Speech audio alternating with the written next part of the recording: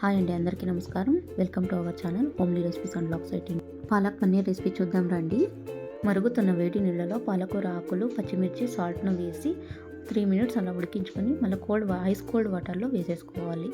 Green colour లాగే ఉంటుంది. తర్వాత ఒక మిక్సీ జార్లో ఆకును అలాగే పచ్చిమిర్చి, జీడిపప్పు పలుకులు వేసి మెత్తని పేస్ట్ చేసుకోవాలి.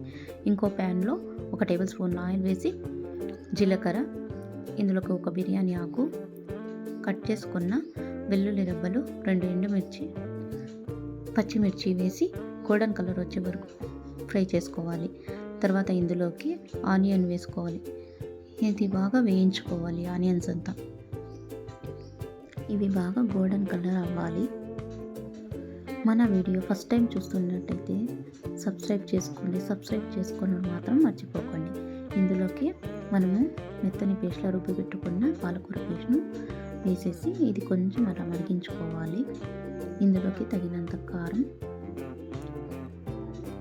ధనియా పొడి, జీలకర్ర పొడి వేసి వేయించుకోవాలి.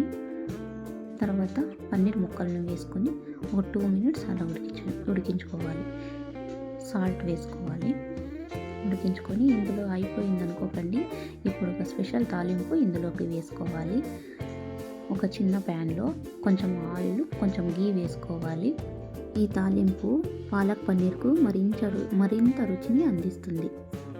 ఒక ఎండుమిర్చి, జీలకర్ర, తురుముకున్న అల్లం తురుము, కొంచెం కస్తూరి మేతి వేసుకోవాలి.